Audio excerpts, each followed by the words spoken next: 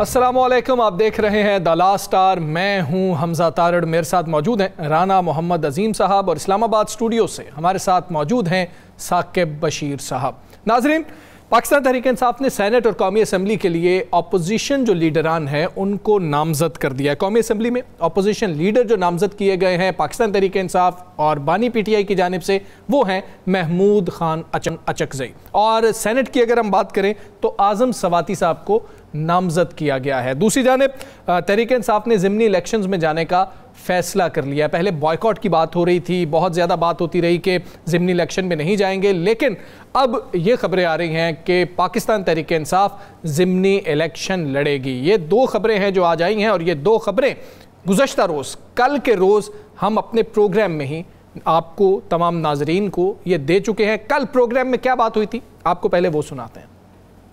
Party के अंदर संजीदगी से ये बात की जा रही है कि हमें जाना चाहिए इलेक्शन में।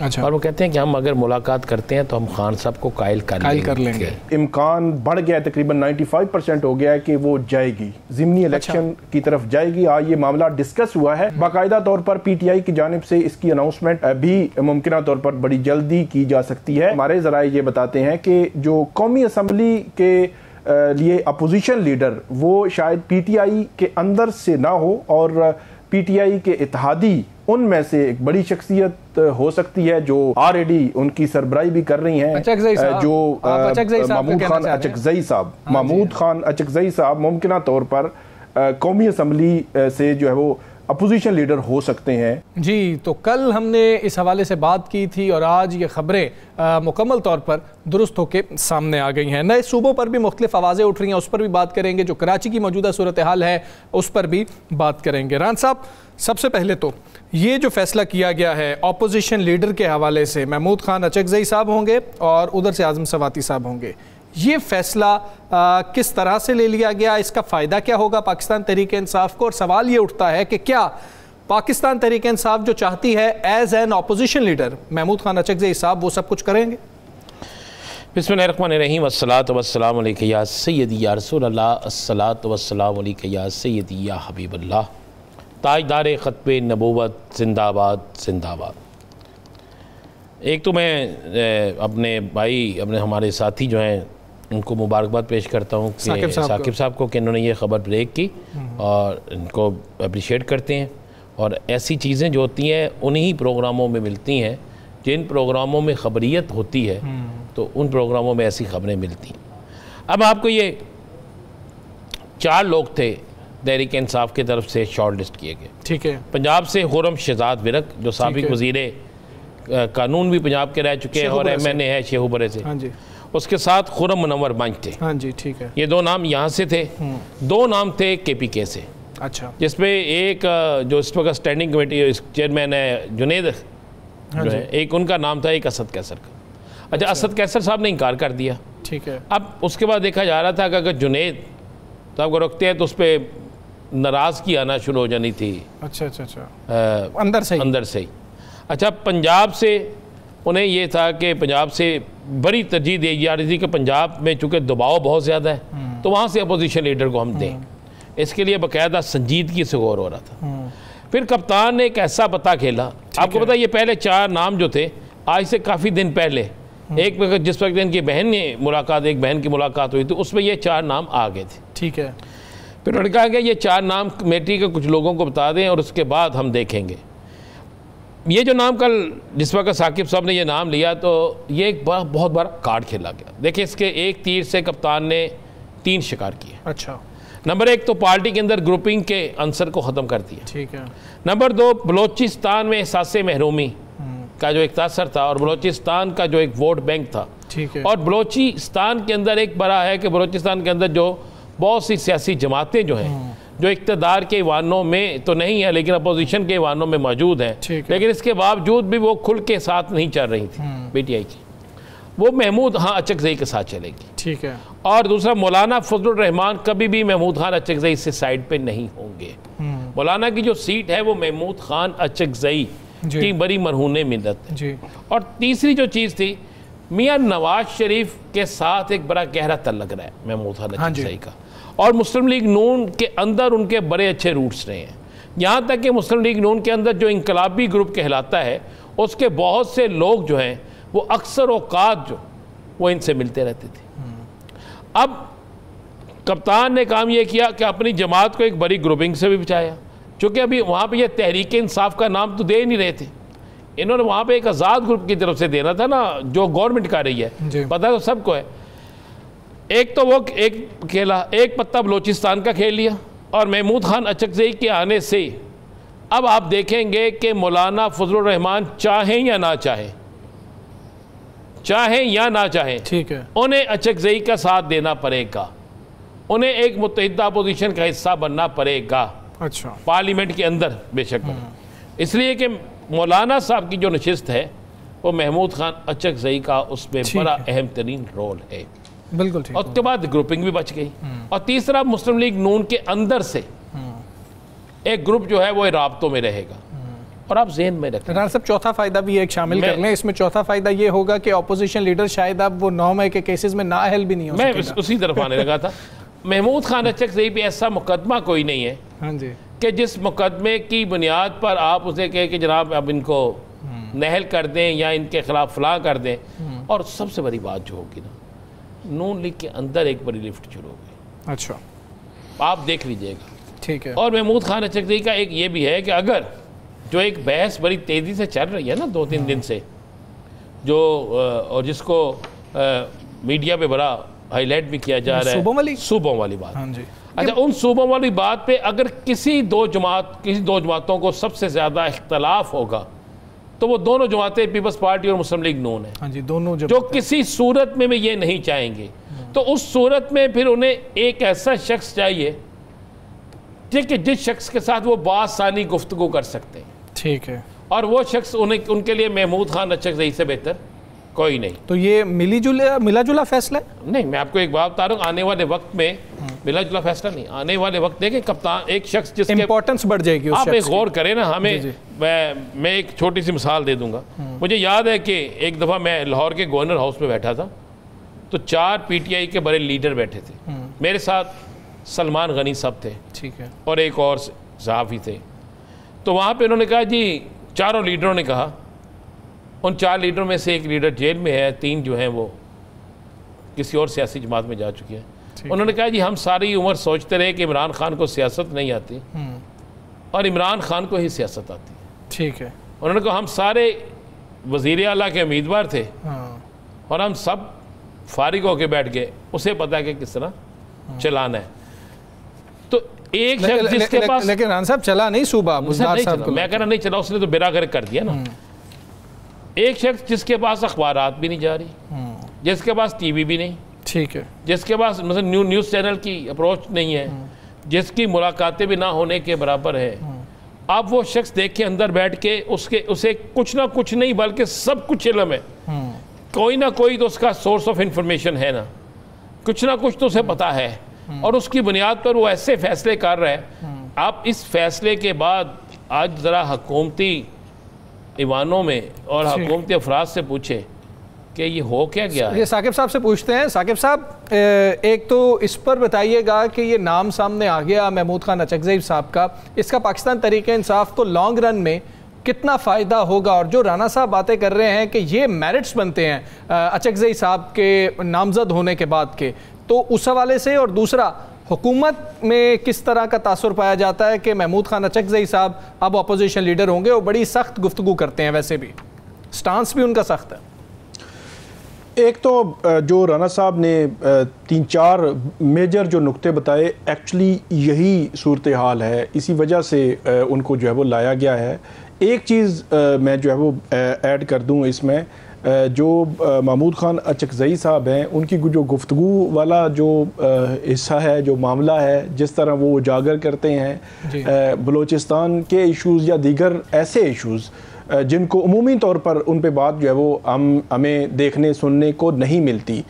इस वक्त इमरान खान साहब जो बयानियाँ लेके चल रहे हैं, अब वो बयानियाँ उनको फेवर कर रहा है या नहीं कर रहा, वो एक अलग बात है, लेकिन जो बयानियाँ एक्चुअली वो लेके चल रहे हैं, उनका कल वाला स्टेटमेंट रिकॉर्ड के देख लें तो उस बयानिए को बिल्कुल फिट हैं ये महमूद खान अचकज़ई साहब, और वो उसको आगे जो है वो उसकी पजीराई करेंगे, आगे लेकर चलेंगे। जो शरीफ फैमिली के साथ उनका जो ताल्लुक़ है वो बहुत ही गहरा है, वो जो राना साहब ने निशानदेही की वो बहुत ही गहरा ताल्लुक़ है नवाज शरीफ के साथ, ख़ास तौर पर जो महमूद खान अचकज़ई। और ये भी एक मुमकिनात हो सकते हैं कि आगे चलकर अगर कोई सूरत हाल किसी बेहतरी की तरफ या मुज़ाकरात की तरफ या हुकूमत के साथ को मुसालियत की तरफ या इमरान खान साहब की रिहाई के हवाले से कोई बातचीत चलती है तो महमूद खान अचकज़ई उसके लिए कोई ना कोई रास्ता जो है वो निकाल सकते हैं। इसलिए भी ये जो तैनाती है इस लिहाज से मैं ये समझता हूँ कि बहुत अहम है। ठीक है, ये ज़िमनी इलेक्शंस के हवाले से बताइएगा कि इमरान खान साहब को कैसे रजामंद कर लिया गया।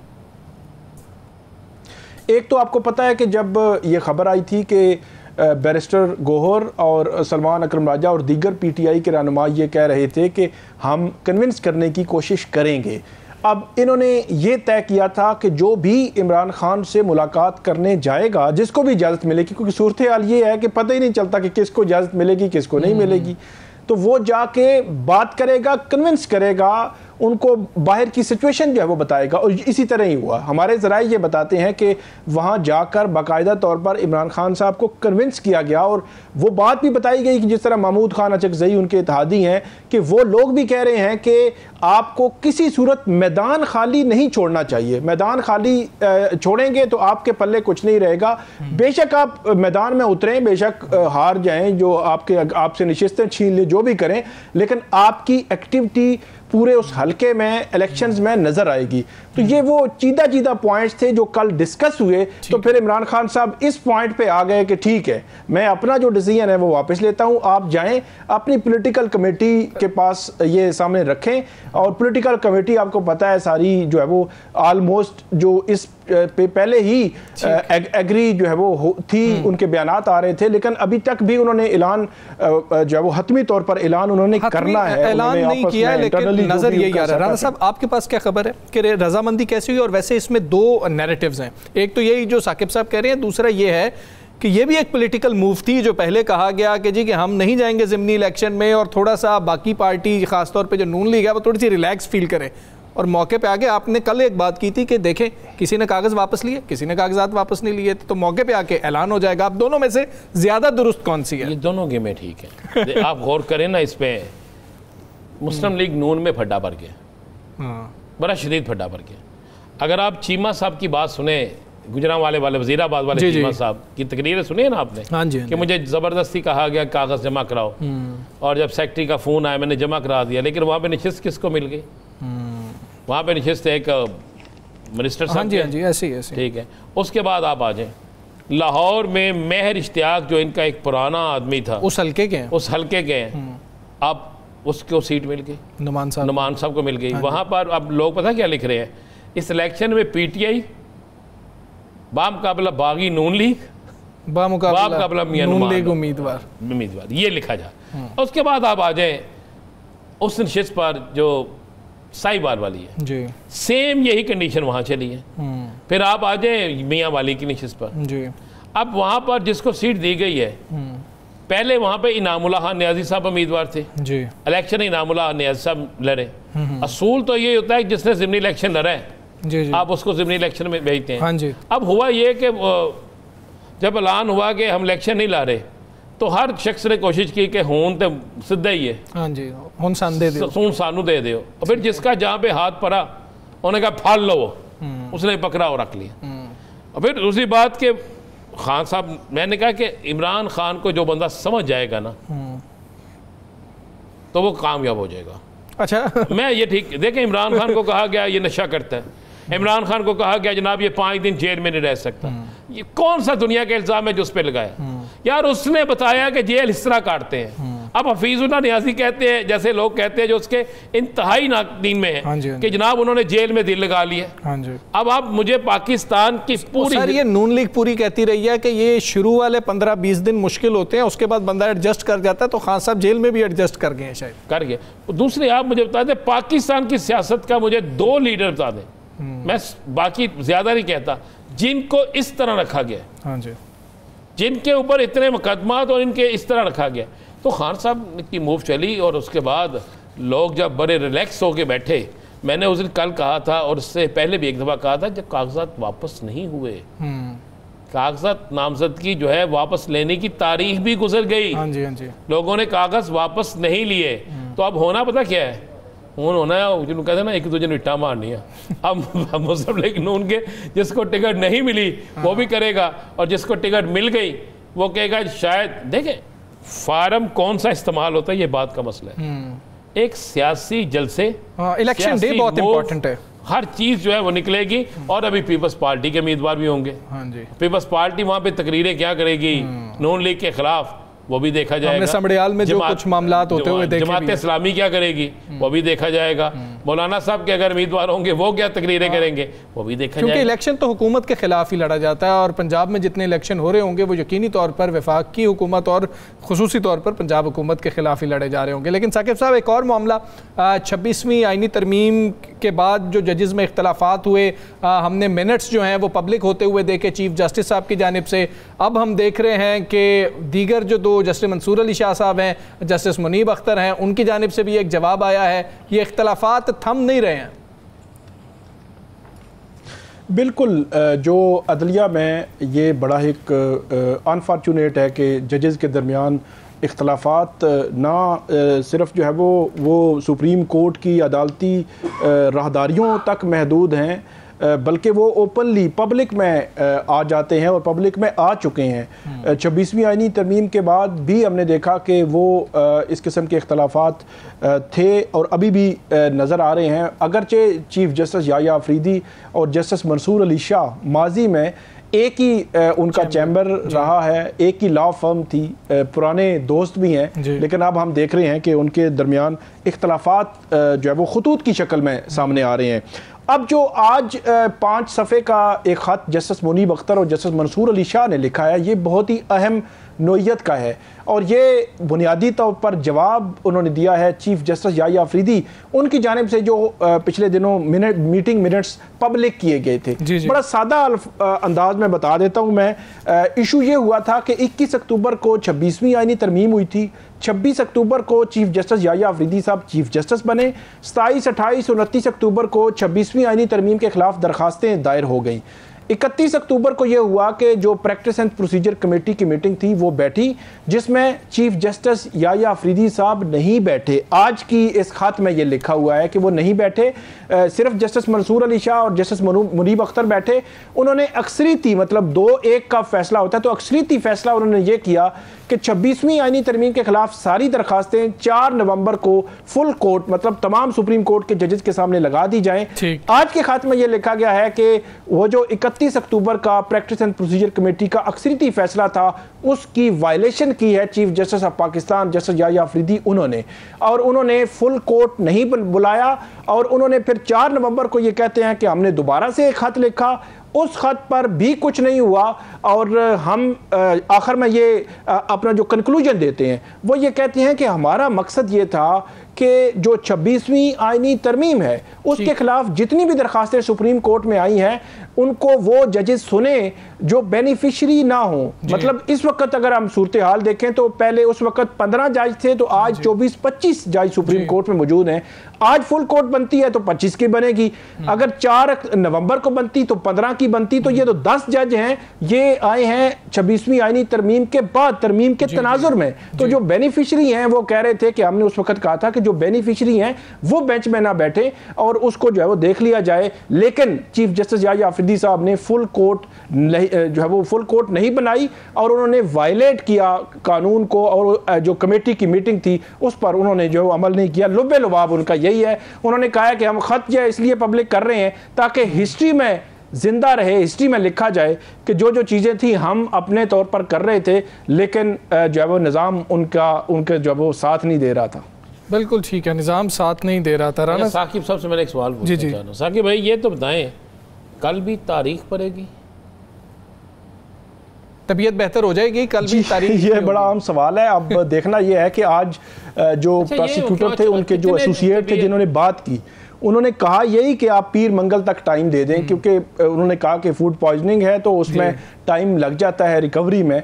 तो लेकिन चीफ जस्टिस ने कल का टाइम ही दिया है। अब देखना यह है कि वो रिकवर हो गए तो फिर आएंगे, अगर रिकवर ना हो गए तो फिर वो कल तारीख पढ़ सकती है मुमकिन। अच्छा, उनसे पहले सलमान सफदर साहब जो हैं वो दलाइल नहीं दे सकते हैं?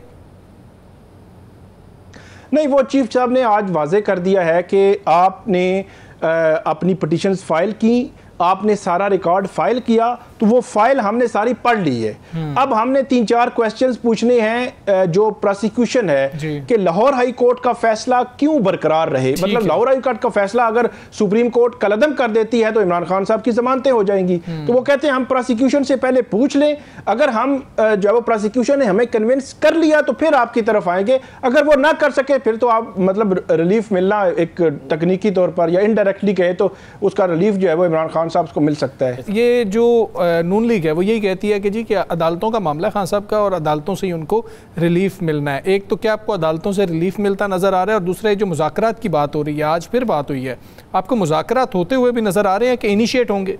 2 माह बाद मुज़ाकरात की ही बात होगी। 2 माह, बल्कि 2 माह के अंदर अंदर आपको हुकूमत की तरफ से मुज़ाकरात के लिए इतनी तेज़ी से दौड़ लगती नज़र आएगी कि आप सोच नहीं सकते। लेकिन उस वक्त देखें ना, मुज़ाकरा जब होते हैं तो एक टेबल होता है, उस टेबल का कितना परसेंट आज गवर्नमेंट के पास है और उस वक्त कितना परसेंट गवर्नमेंट के पास होगा? गवर्नमेंट के पास सारा कुछ होने के बावजूद कुछ नहीं होगा।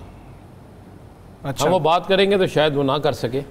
हुकूमत के पास सब कुछ होने के बावजूद भी कुछ नहीं। इसका मतलब है कि जो अपोजिशन है वो बेहतर बार्गेन कर सकेगी। बिल्कुल ऐसा ही होगा। अब देखें, एक बात जहन में रख लीजिएगा, वो लोग मुस्लिम लीग नून की पहचान है मियां नवाज शरीफ जी। इसके अलावा अगर कोई शख्सियत भी कहे नून लीग के अंदर से कि वो वोट बैंक ले लेंगे तो मुमकिन नहीं है। जमीयत उलमा इस्लाम की पहचान मौलाना साहब है, पीपल्स पार्टी की पहचान भट्टो है, और इसी तरह तहरीक इंसाफ में इमरान खान के अलावा अगर 100 बंदे भी और आ जाए तो ये मुमकिन नहीं है। ये बात आप ज़हन में डाल के रखिए जी। तो आप गौर करें ज़रा थोड़ा सा कि बहुत खामोशी सी छा गई है मुस्लिम लीग नून के अंदर। हाँ जी।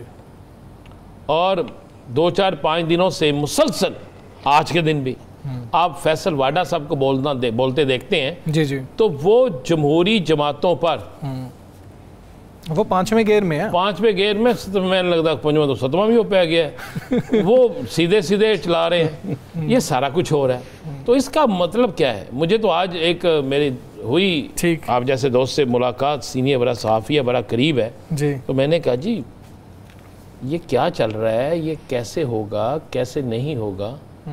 तो उसने बड़ी खौफनाक बात की। उसने कहा ये जिस तरह अचानक से ये सैलाब आ रहे हैं ना, ये एक सियासी सैलाब आना है। अच्छा, फिर मैंने कहा वो कैसे?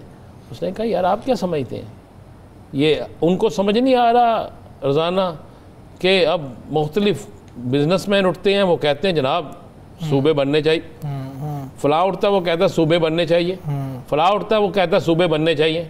पीपल्स पार्टी कहती है नहीं जी ऐसे नहीं होता, कानून ये है। नून लीग कहती है ऐसे नहीं होता, कानून ये है।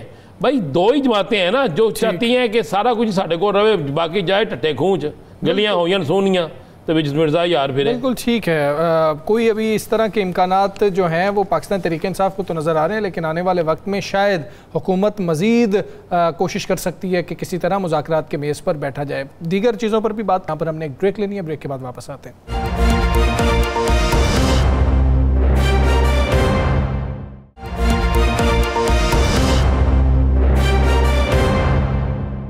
वेलकम बैक जी। बात करेंगे इस हवाले से कि हुकूमत एक जानिब बार बार पाकिस्तान तहरीक इंसाफ को मुज़ाकरात के हवाले से पेशकश कर रही है, दूसरी जानिब आज बैरिस्टर गौहर चेयरमैन पाकिस्तान तहरीक इंसाफ, उन्होंने ये कहा है कि हमसे भी गलतियां हुई हैं, अब बस होना चाहिए। ये कौन सी गलतियां हैं जो पाकिस्तान तहरीक इंसाफ से हुई हैं और जो मुज़ाकरात की बात हो रही है, उस हवाले से हम बात करेंगे। रहनुमा PTI शौकत यूसुफजई साहब हमारे साथ मौजूद हैं। शौकत यूसुफजई साहब अस्सलाम वालेकुम, बहुत शुक्रिया आपका। सर सबसे पहले तो ये बता दें, बैरिस्टर गौहर साहब कह रहे हैं कि हमसे भी गलतियाँ हुई हैं, अब बस हो जाना चाहिए। ये गलतियाँ कौन सी हैं जो पाकिस्तान तहरीक इंसाफ को अब महसूस हो रहा है कि हमसे माजी में हुई हैं?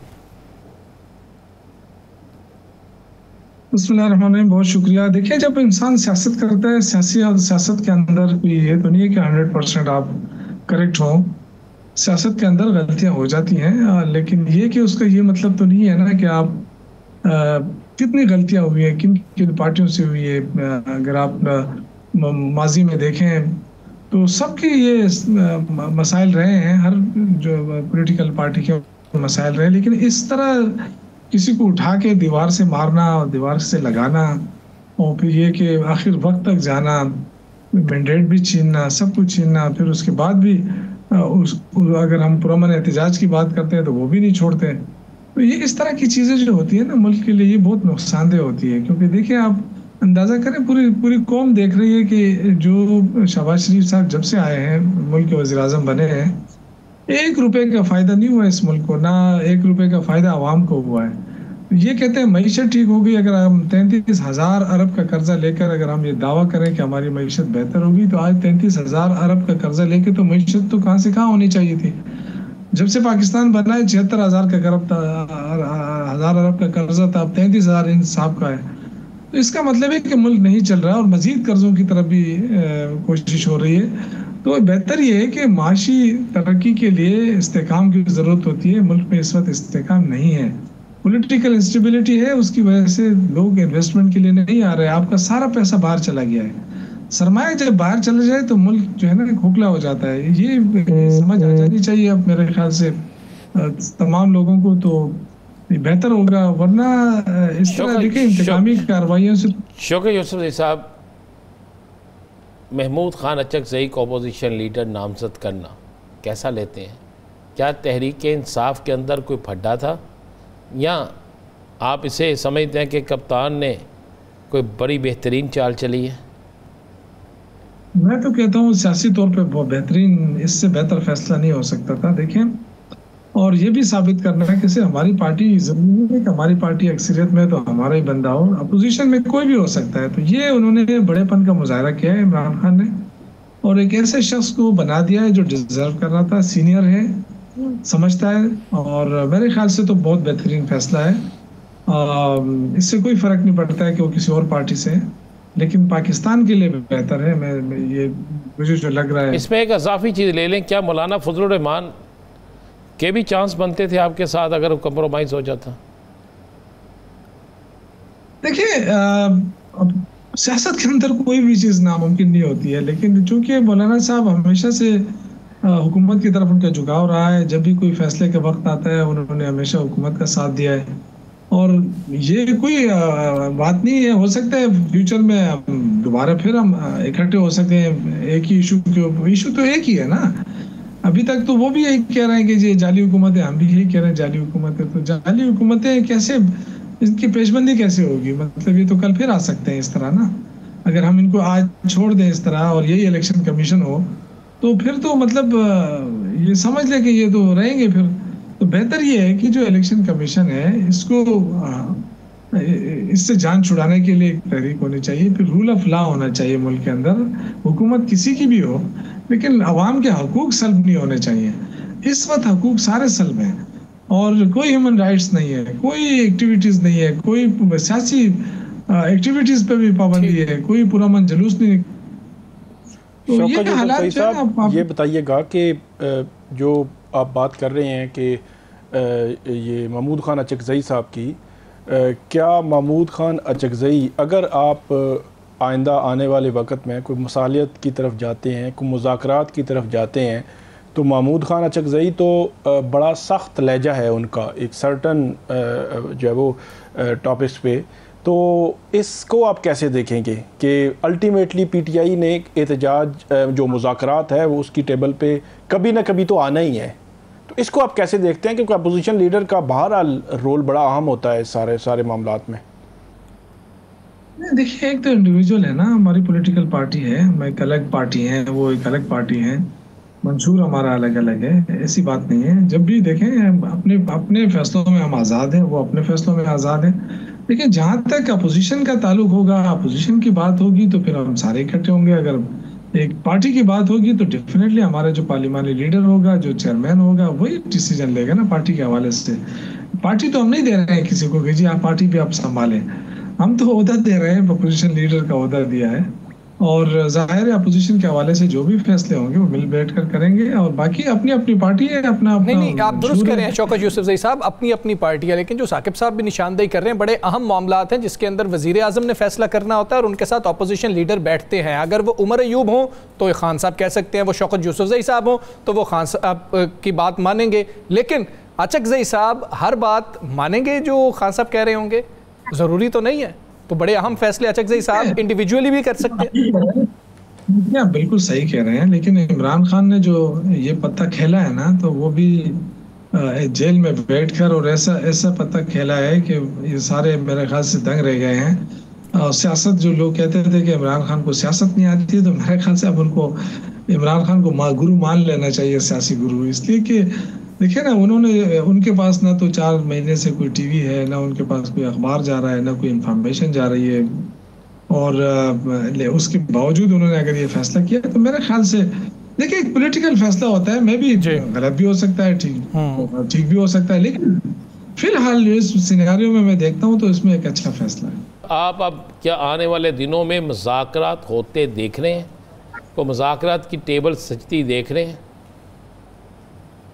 देखिए राना साहब, ये डिपेंड करता है हुकूमती एटीट्यूड के ऊपर। इस वक्त तो कोई माहौल, मुझे मुज़ाकरात का माहौल तो नज़र नहीं आ रहा। एक तरफ आप देखें, हमारे खिलाफ जो कार्रवाइयाँ पहले से थी वो अभी भी जारी हैं, लोगों की नाअहलियाँ हो रही हैं, और खुद इन्होंने कहा वोट को इज्जत दो, और ये वोट को इज्जत देना है कि एजाज चौधरी साहब जेल में हैं और बस उनको नाअहल कर दिया गया, उनकी जगह राना सनाउल्लाह साहब को नामजद कर दिया गया है, टिकट दे रहा है, ये वोट को इज्जत देना है।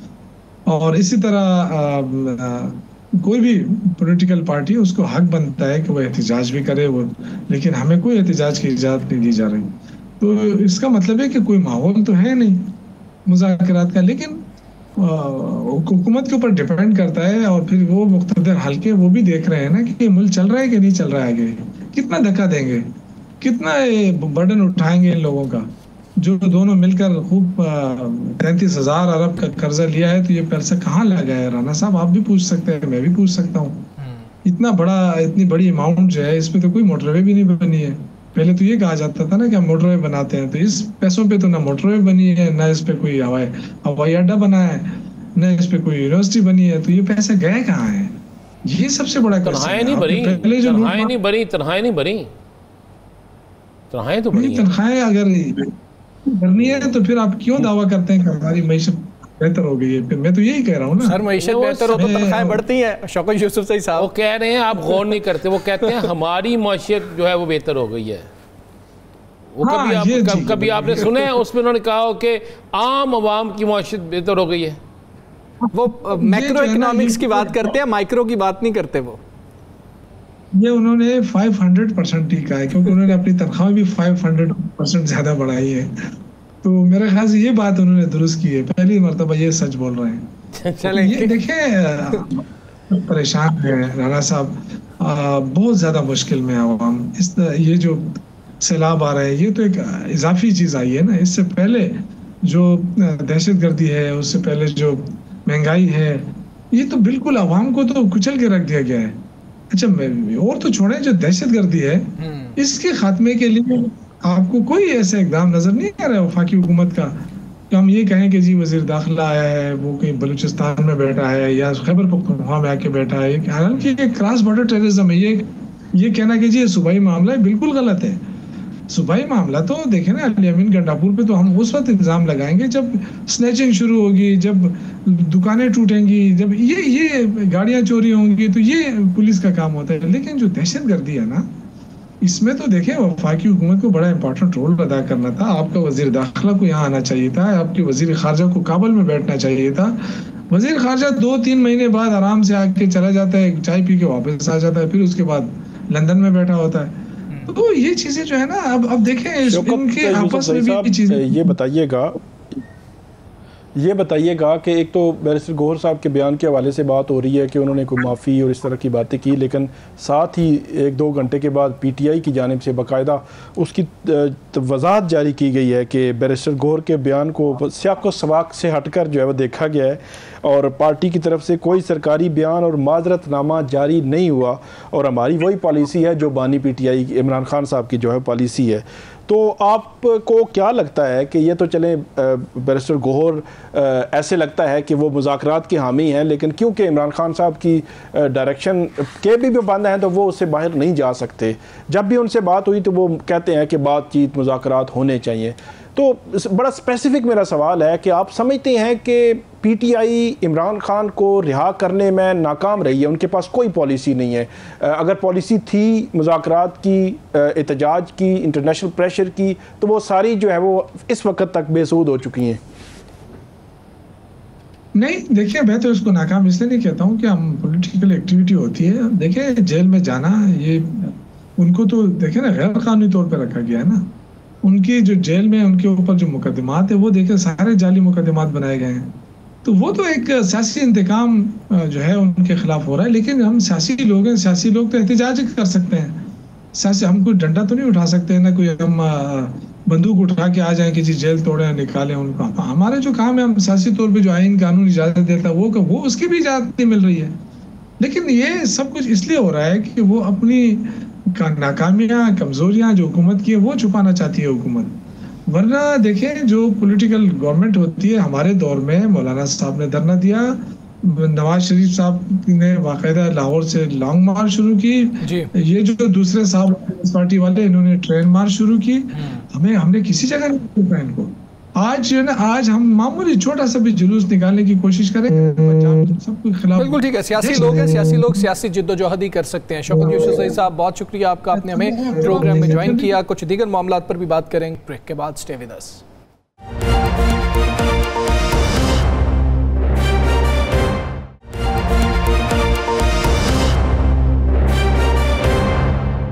Welcome back ji. हम कराची की सूरत हाल की बात करें तो वो जो कल की बारिश हुई उसके बाद सब लोग ही परेशान थे और सब लोग सवाल कर रहे थे सिंध गवर्नमेंट से कि 17 बरस हो गए आपको, और अब मुर्तज़ा वहाब साहब से बहुत ज़्यादा सवालात हो रहे थे। एडमिनिस्ट्रेटर कराची के बाद मेयर कराची का मामला, और फिर उन्होंने कहा कि हमारे पास जो कैपेसिटी है वो 40 मिलीमीटर की बारिश की है। तो फिर आवाम का क्वेश्चन ये था कि अगर बारिश ज़्यादा होती है तो फिर हमें गवर्नमेंट की तरफ भी नहीं देखना, तो हमने करना क्या है। आज वज़ीर आला सिंध ने इस हवाले से कहा कि हम लोग सड़कों पर हैं, हमारी इंतज़ामिया सड़कों पर है, हम कोशिश कर रहे हैं। उन्होंने मुंबई का जिक्र किया कि मुंबई पर में भी जब बारिश होती है वो कराची से ज़्यादा पानी खड़ा हो जाता है। उन्होंने लाहौर का जिक्र भी किया और मज़ीद उन्होंने कहा कि आज से 4-5 साल पहले जो सूरत हाल थी अब वो सूरत हाल नहीं है। इसी तमाम तर सूरत हाल के ऊपर हमने बात करनी है। पाकिस्तान पीपल्स पार्टी के रहनुमा नवाब तैमूर तालपुर साहब हमारे साथ मौजूद हैं। तालपुर साहब अस्सलाम वालेकुम, बहुत शुक्रिया आपका। सर, इस हवाले से पहले कहिएगा कि बहुत ज़्यादा कल तनकीद भी हुई है सिंध गवर्नमेंट के ऊपर, जहाँ पे बात हो रही थी कि हमारे पास इतनी कैपेसिटी नहीं है। फिर सवाल हुआ कि ये कैपेसिटी बिल्डिंग करनी किसने थी। सर, गलती कहाँ पर है? आज MQM ने भी बहुत ज़्यादा तनकीद की है और सारा मलबा पीपल्स पार्टी पर ही डाला है। बिस्मिल्लाहिर्रहमानिर्रहीम, बहुत बहुत शुक्रिया। देखिए जी, सैलाब तो आना कोई ऐसी बात नहीं है कि कोई आउट ऑफ द क्वेश्चन हो। ये तो होता है, दुनिया के हर कोने में होता है। आपने देखा सऊदी अरेबिया में किस तरह से तूफान आया, बारिशें आई, गाड़ियां डूब गई, घर डूब गए। आपने देखा दुबई जैसे शहर में, जो कि नया बना हुआ शहर है, न्यू डिजाइन बना है, वहां पर भी ये सब कुछ हुआ। अब जो चीज मेरे ख्याल से देखने की है कि इसमें तो कोई डाउट नहीं है, ये जिम्मेदारी हुकूमत की है, ये जिम्मेदारी हम पे आयद होती है और इसको पूरा करना भी हमारा फर्ज है। अब अगर आप देखते कि हम अपनी पूरी कोशिश नहीं कर रहे, या आप देखते कि सारे जो लोग एट स्टेक हैं, चाहे वो हमारे चीफ मिनिस्टर हों सिंध के, चाहे हमारे लोकल गवर्नमेंट के मिनिस्टर हों, चाहे हमारे मेयर हों, चाहे हमारे MPs MNs हों इलेक्टेड उन इलाकों से जहाँ पे सैलाब है, हर कोई रोड पर है, पुलिस रोडों पर है, मदद कर रही है, लोग तारीफ कर रहे हैं। पर अब एक चीज जब हद से ज्यादा होती है तो वो तो किसी भी दुनिया के कोने में इस तरह ही करती है। ये हमारी जिम्मेदारी है कि 40 ml के बजाय 100, 150, 200 की भी कैपेसिटी हमारे पास होनी चाहिए और हमको बनानी चाहिए, इसको बढ़ना चाहिए। पर मैं समझता हूँ जो भी हुकूमत के इख्तियारात हैं, जो भी हुकूमत कोशिश कर रही है अपने दिलो जान से कर रही है, और इसीलिए आपने देखा कि इतनी बारिश हुई, सारी रात बारिश हुई, पर सुबह को हमने रोडों को साफ सुथरा कर दिया। 80 to 90% शहर में पानी जो था हमने निकाल दिया। अब फिर आपने देखा है 3 स्पेल्स अभी तक कराची में बारिश के हो चुके हैं और अभी भी सब रोडों पर, सड़कों पर हैं और पानी, एक तरफ बारिश होती है और उस तरफ हम पानी निकालते जा रहे हैं। वो नाले जो हमने साफ किए हैं वो अगर साफ ना होते तो ये पानी कभी भी ना निकलता, ये बैकलैश करके वापस आके शहरों में जाता। तो ये सारी चीजें आप देख रहे हैं, इतनी बारिश के होने के बावजूद ये हुकूमत की कारकर्दगी है। जो हमसे हो सकता है इस सूरत हाल में, इस एट स्टेक जो भी है, हम उसको निभा रहे हैं। अच्छा, आज फारूक सत्तार साहब ने कहा है कि ये नहली नहीं बल्कि कराची के ख़िलाफ़ एक साजिश है। किस तरह साजिश करार दे रहे हैं? आज तो हम बिल्कुल सारी तोपों का रुख आपकी तरफ करके बैठे, चले जमात इस्लामी करे, तहरीक इंसाफ करे, समझ आती है। MKM तो बिल्कुल ही आज आप पर चार्जशीट लेकर खड़ी हो गई। मुझे तो नहीं याद आज तक कभी भी MKM ने बात की है और MKM ने लसानियत की बात ना की हो, पीपल्स पार्टी के साथ दुश्मनी ना निभाई हो, सिंधी लोग, सिंधी अवाम, कराची के लोगों के साथ दुश्मनी ना निभाई हो।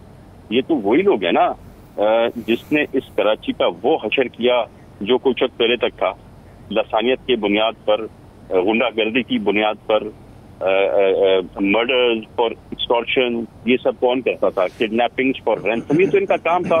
वही लोग हैं, वही शक्लें हैं, पर जो कपड़े थे वो चेंज कर दिए अपने। पहले वो हथियार उठाते थे, अब कलम दिखाते कि हम कलम से लिखते हैं। तो ये उनका जो बैकग्राउंड था वो बदल नहीं सकता, और अगर ये बदलने की कोशिश भी करें, शायद जो उनमें जो एक वो बात है, एक नफरत है सिंध धरती से, सिंधी अजरक से, वो इनकी नफरत जो है खत्म होते हुए बड़े दुख के साथ मैं कहता हूँ, पर मैं नहीं देख रहा। मैं उम्मीद रखता था कि जब ये इन्होंने अल्ताफ हुसैन को छोड़ दिया, जब ने पाकिस्तान MKM का नाम बदल दिया, तो शायद अपनी जहनियत ही बदलते, पर शायद ये अपनी जहनियत बदलने में नाकाम हो। जी साकिब साहब। तालपुर साहब, ये बताइएगा कि जो सबसे बड़ी तनकीद होती है पीपल्स पार्टी पर कि वहाँ पे आपकी तकरीबन 17 साल से हुकूमत है, जिस तरह आप बता रहे हैं यकीनी तौर पर पीपल्स पार्टी ने काम भी किया है, नाले जिस तरह आप कह रहे हैं कि साफ़ करवाए हैं, सिचुएशन ज़्यादा वर्स्ट होती। लेकिन एक चीज़ जो देखी गई है कि कराची के हवाले से बारिश जैसे ही होती है तो इस किस्म की सिचुएशन बन जाती है। तो ये इसको आप कैसे देखते हैं? क्योंकि फिर शहरियों की एक तो जो आमदोरफ्त है, वहाँ पे गाड़ियाँ, traffic, public transport, offices, school, हर चीज़ डिस्टर्ब हो जाती है। के इलेक्ट्रिक, बिजली के मसाइल जो शुरू हो जाते हैं। कल इंटरनेट की बंदिश भी सामने आ रही थी कि टेलीफोन लाइनें भी मुतासिर हुई। तो कराची के हवाले से ज़्यादा कहा जाता है कि थोड़ी बारिश पे ज़्यादा मसाइल खड़े हो जाते हैं। इस पे आप क्यों नहीं कंट्रोल कर पा रहे? जो कुछ हुकूमत कर सकती थी, ना कि सिर्फ सिंध हुकूमत, पर डिस्ट्रिक्ट गवर्नमेंट, मेट्रोपॉलिटन हमारी गवर्नमेंट, हमारे अवामी नुमाइंदे, हर कोई इसमें ऑनलाइन हमारे साथ था। ना कि सिर्फ पुलिस, पर बाकी इदारे भी हमारी मदद के लिए हमारे साथ खड़े थे। और ये नहीं है कि हमने आके लास्ट मोमेंट पे सोचा हो कि क्या करना है। हम पहले से तैयार थे, हमने नाले पहले से साफ किए हुए थे, हमने लोगों की जिम्मेदारी पहले से नफ्स की हुई थी। हर टाउन का ऑफिसर वहां पर था, हर म्युनिसिपल कमिश्नर, चेयरमैन के साथ तैयारी में लगा हुआ था।